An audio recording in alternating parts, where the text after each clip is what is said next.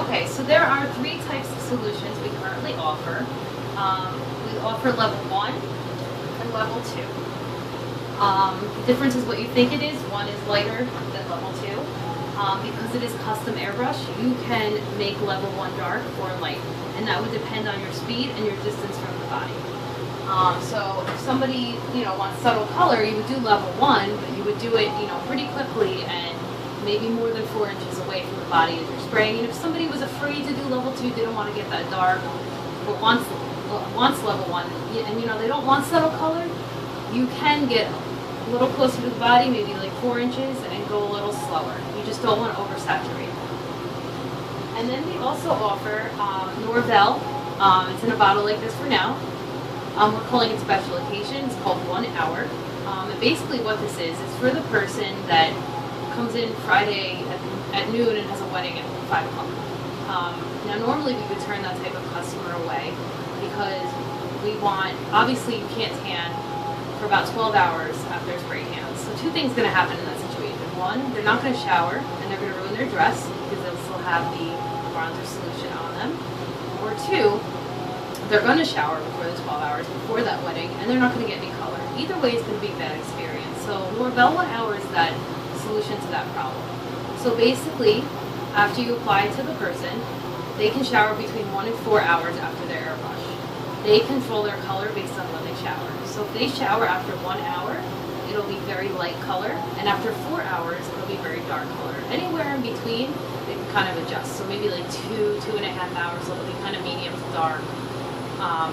4 will get pretty dark, not as dark as our normal level 2, but they have to shower after 4 hours. If they don't, they may ruin the tan. So I'm also going to let you know how to set up the gun for your airbrush before the customer comes in. So the first thing you always want to do before and after your airbrush is purge the gun with water. So right now, and every store will have a canister just for water. Right now there's water in this canister. So you want to turn on the gun.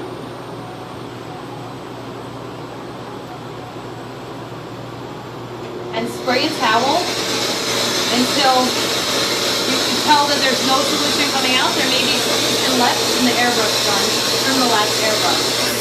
And as you can see, that is the case here. So when it gets clear, you can stop spraying and your gun will be purged. It usually takes about 30 seconds. So it's pretty clear now, so it's purged. But then, you want to set the gun up for your customer. So you want to get the water out of the gun now. So you just change your canister to your level 1 solution in this case. Now, when I filled this up, you'll see there's mLs on the side of the gun. Typically, a size 14 girl is 50 mLs. But I like to fill it up to the 100 because I don't want to have to refill my canister in the middle. I mean, I've had to do it a couple times for larger people, but I just fill it up pretty much a little past 100, so I don't have to do that. So now that I just purged the gun, I want to make sure that I'm ready to start spraying my level 1 on my client. So I'm going to do the same thing, but opposite on my white towel. So I'm basically trying to get the water out of the nozzle in the gun. And once it starts spraying brown, I know I'm ready to go. It might take a little quicker than when you purge the gun. And one thing I want to show you about when you're getting ready for your airbrush is you always want your airspeed, which is the white light, on 2. And you just hit airspeed until you get to that desired position if it moves. The heat level will be depending on the customer. So what I usually do is I'll keep it on heat level 3, so 3 red lights. And I will simply go like this to the customer and ask them if it's too hot or too cool. Most people will be okay with 3, but some people are a little sensitive to the heat. And this button down here is the power button.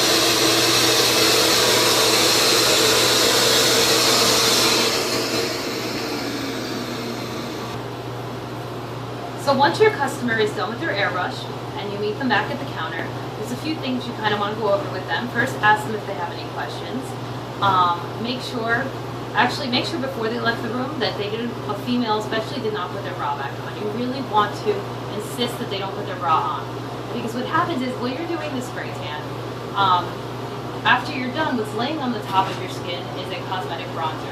DHA is clear, so when you spray them, it already started the chemical reaction. So if they do happen to smear that cosmetic bronzer with their bra because it is tight, it will come off in the shower, but customers usually don't like to see that initially, so let's just avoid it and insist that they don't put it on. If they put it on, they did it to themselves. So you kind of want to give them some aftercare instructions. I always insist that they try not to shower until 12 hours. If they really have to, I would wait at least 6. Sleeping on it overnight, 24 hours is always best, but 12 is usually, where most people see their desired results. If it's raining out, you want to make sure that they have an umbrella with them, they're completely covered. Even tell them things like, you can't sweat, don't go to the gym. Be careful putting cologne or perfume on. If they really want to do that before they shower, spray it on the clothes and then put your clothes on. Even be careful in brushing your teeth, that you don't drool on yourself. You got to think of every possible thing that can ruin the spray tan. And then also before they leave, we also give them some information about their tan, which can again also be found on our site under planetsun.com on the services tab. But it's just some products to avoid. There are products that will fade your tan faster and possibly even mess it up. And then we give them some aftercare instructions. And then obviously, again, ask them if they have any other questions about me, just gave them, and then they're free to go. So once your customer has left the salon, you obviously want to come back into the room and clean up the gun and the airbrush room and the booth. So the first thing you want to do is purge the gun again. You just finished your airbrush, so you want to get any solution that will kind of be left in the gun out. You don't want to really wait to do this until the next day because it could get cakey in the gun and ruin the airbrush. So again, we got water in the canister, and you just want to spray it until it comes out clear.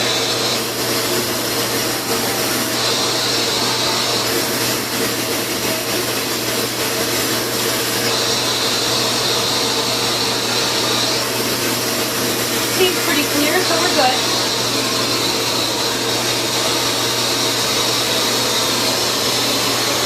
Then you're gonna have to clean the booth.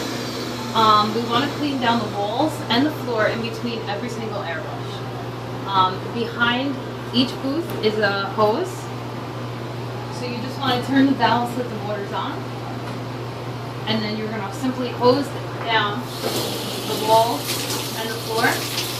Now there's a drain back here, so the water will drain back. After I completely dry the water, I do spray some med solution just to kind of disinfect the floor and the walls. Now, this doesn't need to be done after every airbrush, but probably every night after maybe 3 to 4 airbrushes, you have to pull out these filters. This one is pretty clean. Usually when it's dirty, this oval ring is very dark compared to the outside corners. So you could do it in the sink and wring it out, or you could just hose them down here and wring them out here. I prefer the sink, but you can also wring them out and let them dry here overnight. I'm done.